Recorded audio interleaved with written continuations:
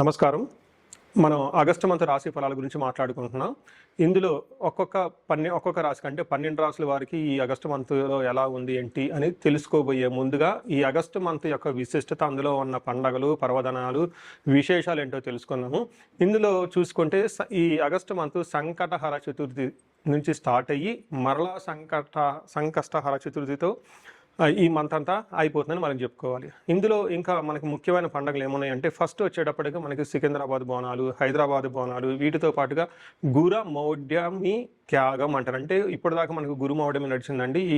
ఎప్పుడైతే 12వ తారీఖు తర్వాత మౌఢ్యం వెళ్ళిపోతుంది, అక్కడి నుంచి శుభకార్యాలు చేసుకోవచ్చు అని మనం చెప్తూ ఉంటారు. వీటితో పాటుగా మనకి నాగ పంచమి అని చాలామంది ఎక్కువగా చేస్తూ ఉంటారు. ఎవరైతే కాలసర్ప దోషాలు, నాగ అన్న పేరు పెట్టుకున్న, మానస అన్న పేర్లు పెట్టుకున్న వాళ్ళంతా కూడాను ఈ యొక్క పిల్లలు కావాలనుకునే వాళ్ళు ముఖ్యంగా చాలా ఇంపార్టెంట్ నాగ పంచమి అందరూ సెలబ్రేట్ చేసుకోవాలి. ఆ తర్వాత మనకు వచ్చేది వరమహాలక్ష్మి వ్రతం మనం చేసుకుంటాం. అందరం చాలా కళ్ళ పండగ శోభాయమానంగా, అది 21వ తారీఖు ఉంటుంది. తర్వాత మనకి జంధ్యాల పౌర్ణమి, దీనిని రాఖీ పౌర్ణమి లేదంటే గాయత్రి యొక్క మనకి గాయత్రి మాత పుట్టినరోజు అని మనం సెలబ్రేట్ చేసుకుంటూ ఉంటాం అనమాట.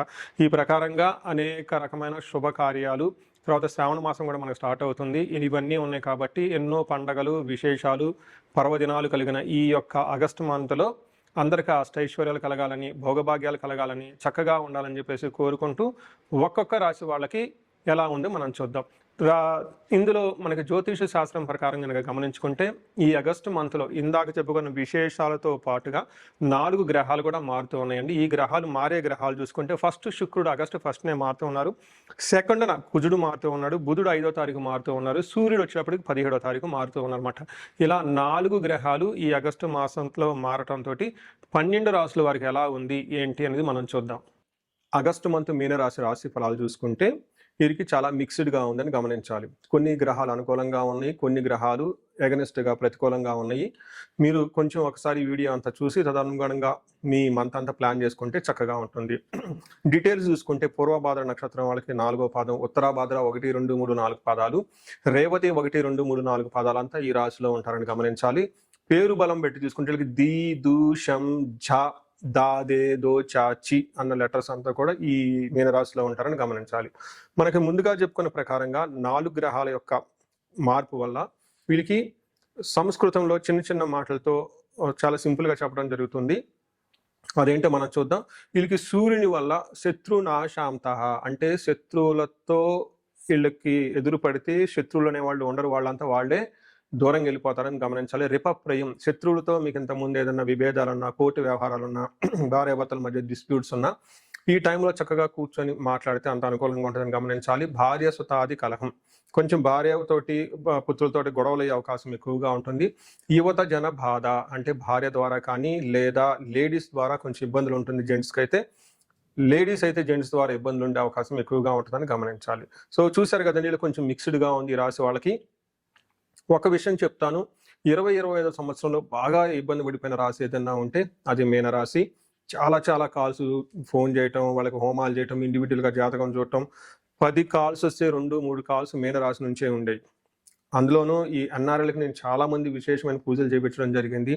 ఈ శని ప్రభావం ఉండి ఈ రాశితో పాటు ఈ రాశి వాళ్ళు ఉన్న ఇంట్లో వేరే శని పీడితమైన రాశులు ఉంటే అది ధనుసు రాశి కానీ, రెండోది సింహరాశి కానీ, కుంభరాశి లేదా మేషరాశి, ఈ 4 రాశులు ఈ రాశి వాళ్ళ ఇంట్లో ఒకే ఇంట్లో ఉంటే ఇంకా ప్రాబ్లం అధికమయ్యే అవకాశం ఎక్కువగా ఉంటుంది.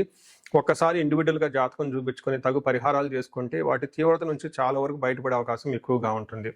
ఇప్పుడు ఈ మంత్ చూసుకుంటే వాళ్ళకి మిక్స్డ్గా ఉంది. 2 గ్రహాలు అనుకూలంగా, 2 గ్రహాలు ప్రతికూలంగా ఉన్నాయని గమనించుకోవాలి. ముఖ్యంగా 6వ స్థానంలో సూర్యుడు ఉండటం వల్ల చాలా పాజిటివ్గా ఉంటుంది. ఇప్పటిదాకా ఎవరికైతే జాబులు లేవో జాబులు వచ్చే అవకాశం ఎక్కువగా ఉంటుంది. ప్రమోషన్స్ గురించి ఎవరైతే వెయిట్ చేస్తున్నారో ప్రమోషన్స్ వచ్చే అవకాశం ఎక్కువగా ఉంటుంది. సరైన డైరెక్షన్ ఎక్కడైనా లాక్ అయిపోయాము అని అనుకుంటే ఈ టైంలో చాలా కొత్త ఆపర్చునిటీస్ వచ్చే అవకాశం ఎక్కువ ఉంటుంది. రీసెంట్గా మారిన గురువు వల్ల ప్లస్ ఇప్పుడు సూర్యుడు అనుకూలంగా ఉండటం వల్ల ఒక మంచి పొజిషన్లోకి అయితే ఖచ్చితంగా వచ్చే అవకాశం ఎక్కువ ఉంటుందని గమనించాలి. సో ఇందులో కుజుడు 4వ స్థానంలో ఉండి మిక్స్డ్గా ఉంటుంది. ఒక యాంగిల్లో ధన ప్రవాహం ఉన్నా కానీ మిగతా చోట్ల కొంచెం ఇబ్బంది పెట్టే విధంగా ఉంటుంది. 4వ స్థానంలో కుజుడు ఉండటం వల్ల కొంచెం ఇంటికి సంబంధించిన వ్యవహారాల్లో, తల్లికి సంబంధించిన వ్యవహారాల్లో కొంచెం ఇబ్బందులు ఉంటాయని గమనించాలి. వీటితో పాటుగా మనకి సంస్కృతంలో ఏం చెప్తారంటే భాగ్యహాని భయం క్రూరం బంధువైరం ధనక్షయం రోగపీడాది సంతాపం చతుర్దశకే స్థానకే కుజ అని మనకు ఒక సంస్కృతంలో శ్లోకం ఉంటుంది. దీని ప్రకారం చూసుకుంటే రావాల్సిన లక్కు లేదంటే కావాల్సిన పనులు టయానికి రాకుండా ఇబ్బందులు పడే అవకాశం ఎక్కువగా ఉంటుంది, భయప్రదంగా ఉంటుంది, క్రూర బుద్ధి కలిగి ఉంటారు. అంటే అవుట్ ఆఫ్ ది బాక్స్ ఏదో ఒకటి రూల్స్ బ్రేక్ చేసి వెళ్ళిపోదాం, కోపంగా ఉండటం అని కొంచెం ఎక్కువగా అగ్రెసివ్ నేచర్తో ఉండే అవకాశం ఎక్కువగా ఉంటుంది. కానీ ధన ప్రవాహం బాగుంటుంది. శుక్రుడు మీరు గుర్చుకుంటే అగైన్ మిక్స్డ్గా ఉంది. శుక్రుడు వల్ల కొన్ని విషయాల్లో బాగున్నా కొన్ని విషయాల్లో ఇబ్బంది పడే అవకాశం ఎక్కువగా ఉంటుంది. శుక్రుడు 7వ స్థానంలో ఉండటం వల్ల కోపస్తదహ భీతి సర్వదా క్లేశ జీవనం స్త్రీ జాడ్యం మేహ రోగాది భృగో సప్తమిగే ఫలం అని మనకు సంస్కృతంలో చెప్తారు. దాని మీనింగ్ ఏంటంటే కష్టంగా జీవితం ఉంటుంది, కొంచెము లైక్ షుగరు బీపీ లాంటివి వచ్చే అవకాశం ఎక్కువగా ఉంటుంది. స్త్రీల వల్ల గొడవలు లేదంటే స్త్రీల ద్వారా మనసుతో విభేదాలు వచ్చే అవకాశం ఎక్కువగా ఉంటుంది. ఇన్ కేసు స్త్రీలు కనుక ఈ రాశి వాళ్ళు ఉంటే జెంట్స్తో భేదాభిప్రాయాలు వచ్చే అవకాశం ఎక్కువగా ఉంటుంది.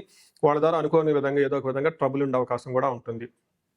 శుక్రుడు వీళ్ళకి ఈ ఇబ్బందులు పెడుతూనే శుక్రుడు కొంచెం మంచి కూడా చేస్తూ ఉంటారు. శుక్రుడు వచ్చేటప్పటికి ఎవరైతే ప్రేమ వ్యవహారంలో ఉన్నారో, రొమాంటిక్ రిలేషన్షిప్స్లో ఉన్నారో వాళ్ళకి అనుకూలంగా ఉంటుంది. అలానే ప్లేజర్ ట్రిప్స్, వెకేషన్స్కి, షార్ట్ ట్రావెల్స్ అటు ఇటు వెళ్ళడానికి బాగా కలిసి వస్తుంది. ఓవరాల్గా చూసుకుంటే ఒక సైడ్లో చాలా బాగుంది. ఎవరైతే ప్రేమికులు ఉంటారో వాళ్ళకి పెళ్లికి సంబంధించిన ప్రపోజల్స్ ఏమైనా ఉంటే అవి చక్కగా ముందుకెళ్ళే అవకాశం ఎక్కువగా ఉంటుందని గమనించాలి. సో చూశారు కదా, ఇక మిక్స్డ్గా ఉంది. కొన్ని గ్రహాలు సపోర్ట్ వస్తున్నాయి, కొన్ని కొంచెం ఇబ్బందులు పెడుతున్నాయి అని తెలుసుకోవాలి. అయితే నక్షత్రం ప్రకారం మనకు అంగగోచారం అని ఒక సిస్టమ్ ఉంటుంది, మహర్షులు పెట్టారు. ఇది నక్షత్రం ప్రకారం కూడా ఎలా ఉందో మనం చూసుకోవచ్చు. అందులో భాగంగా పూర్వభాద్ర నక్షత్రం చూసుకుంటే ధనలాభం బాగుంటుంది, జయప్రదంగా ఉంటుంది ఈ మంత్ అంతా. కానీ కొన్ని విషయాలు జాగ్రత్తగా ఉండాలి. ఒకటి రోగము, హెల్త్ కాంప్లికేషన్స్ ఉంటుంది. నెక్స్ట్ బంధనము, బంధించబడినట్లు ఉంటుంది. ఇక్కడ బంధించబడినట్లు ఉండటం అంటే మీరు వేరే విధంగా అనుకోకూడదు. సంస్కృతంలో ఏంటంటే మీకు డైరెక్షన్ అనేది దొరకదు. ఇండియాలో ఉంటే బాగుంటుందా, యుఎస్లో ఉంటే బాగుంటుందా, జాబ్ వదిలేస్తే బాగుంటుందా, బిజినెస్ చేస్తే బాగుంటుందా, లేదంటే పెళ్లికి సరైన టైమా, ఏదో ఒక కన్ఫ్యూజన్లో ఉండి మీరు ఆగిపోయే అవకాశం ఎక్కువగా ఉంటుంది. ఈ పూర్వభాద్ర నక్షత్రం వాళ్ళకి రాజ్య లాభం, ప్రమోషన్స్ వచ్చే అవకాశం కూడా ఎక్కువగా ఉంది. అలానే ఉత్తరభాద్ర నక్షత్రం వాళ్ళకి ధన ప్రాప్తి బాగుంటుంది, జయప్రదంగా ఉంటుంది. కానీ గొడవలు, రోగము, బంధనము, బంధించబడినట్లు ఉండే పరిస్థితి ఉంటుంది. రేవతి నక్షత్రం వాళ్ళకి కూడాను ధన ప్రాప్తి బాగుంటుంది. వీళ్ళకి కూడా హెల్త్ ప్లస్ గొడవలే అవకాశం ఎక్కువగా ఉంటుంది, బంధించబడినటువంటి పరిస్థితి కూడా ఉంటుంది. సో చూశారు కదండి, కొన్ని చోట్ల అనుకూలంగా, కొన్ని చోట్ల చాలా ఛాలెంజింగ్గా ఉంది.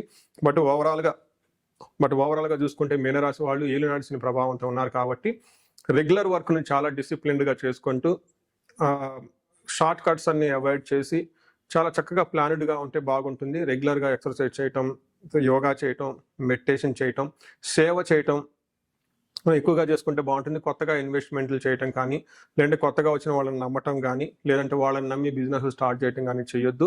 నేను ప్రతిసారి చెప్తుంటాను, మీనరాశి వాళ్ళకి ఏలినాటి శని ప్రభావంతో ఉన్న వాళ్ళందరికీ. రీసెంట్గా ఒక క్లయింట్, నా ఓల్డ్ క్లయింట్ అంట, ఒక మెసేజ్ చేశారు, మీ ప్రిడిక్షన్ అంతా రాంగ్ అండి, అదండి ఇదండి అని. నేను బిజినెస్ స్టార్ట్ చేసిన, బిజినెస్లో లాస్ వచ్చేసిందండి, మిమ్మల్ని నమ్మానండి చెప్పుకుంటా వచ్చారు. ఏంటి ఇలా ఉందని చెప్పేసి నేను కాల్ చేసి విషయం అడిగితే వాళ్ళ జాతకంలో బిజినెస్ సపోర్ట్ ఉంది, కానీ జాబ్ కూడా సపోర్ట్ ఉందని నా చాట్లో నా క్లయింట్ కాబట్టి చూశాను. ఎక్కడ ప్రాబ్లం వచ్చిందంటే ఏలినాటి శని కుంభరాశులు కాబట్టి హైపో వచ్చింది అనే ఉద్దేశంతో ఇమీడియట్గా బిజినెస్ స్టార్ట్ చేశారు వేరే వాళ్ళని నమ్మి. అందుకని చెప్పేసి ఈ ఏలినాటి శని ప్రభావంతో ఉండటంతో కొత్తగా ఏ బిజినెస్ చేయొద్దు. ప్రతి వీడియోలో చెప్తూ ఉంటాను, కొత్తగా ఉన్న వాళ్ళని ఎవరిని నమ్మవద్దు, ఎక్కువగా పని చేయాలి, టెన్షన్ ఎక్కువగా పడకూడదు, పెద్దవాళ్ళకి సేవ చేయండి, సర్వీస్ చేయండి. ఏలినాటి శని టైంలో ఏదైతే మీరు ఎక్కువగా చేస్తూ ఉంటారో వాలంటరీగా లేటర్ స్టేజ్లో, తద్వారా మీకు విపరీతంగా ధనం వచ్చే అవకాశం ఎక్కువగా ఉంటుంది.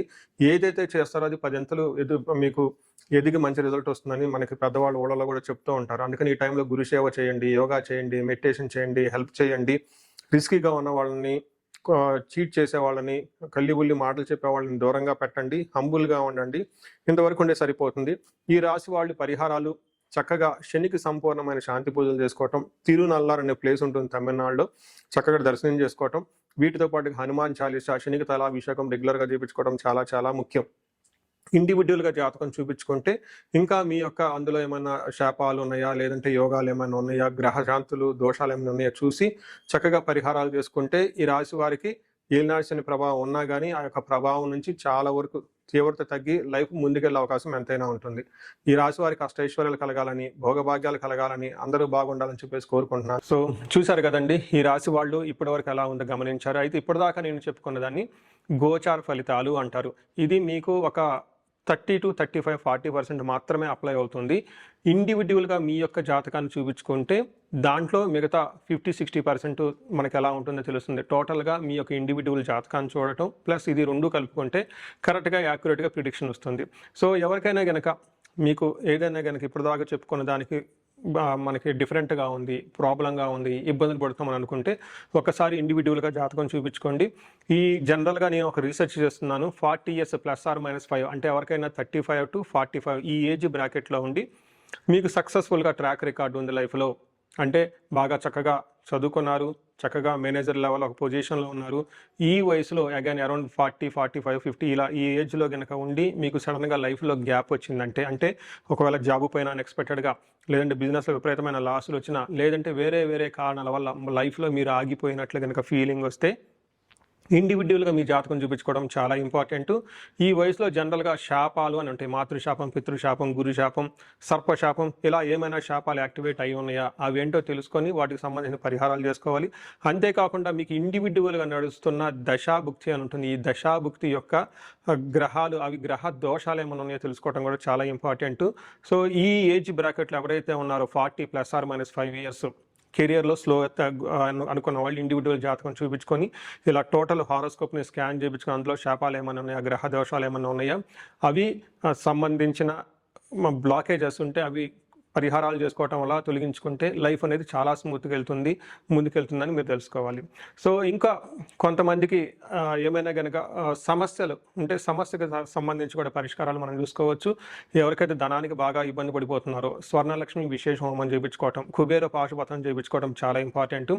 ఎవరికైతే భార్యాభర్తల మధ్య అన్యోన్యత తక్కువగా ఉండి ఇబ్బంది పడుతున్నారో అన్యోన్య దాంపత్య పాశుపత అభిషేకం, ఫ్యామిలీలో సరైన అట్మాస్ఫియర్ లేదు, అంతా గొడవలుగా ఉంది, శత్రు బాధలు ఉన్నారంటే చండీ హోమం, చండీ పారాయణం చేపించుకోవటం, ఎవరికైతే హెల్త్ సరిగ్గా ఉండదు అనుకున్నారో ఆయుష్ సూక్తము, ఆయుష్ హోమం, మృత్యుంజయ హోమం చేపించుకోవటం, ఇలా ఎలాంటి మీకు ఇండివిడ్యువల్‌గా ఏదైనా గనక సమస్యలున్నా, రకరకాల సమస్యలు ఉంటే ఆ యొక్క సమస్య నుంచి బయటపడడానికి ఒకసారి జాతకం చక్రం చూపించుకొని దానికి కారణం ఏంటో తెలుసుకొని తగు పరిహారాలు చేసుకుంటే ఈ సమస్యల నుంచి చక్కగా బయటపడే అవకాశం ఎంతో ఉంటుంది. సో ఈ రాశి వారికి అష్టైశ్వర్యాలు కలగాలని, భోగభాగ్యాలు కలగాలని, అందరూ చక్కగా ఉండాలని చెప్పేసి కోరుకుంటున్నాను.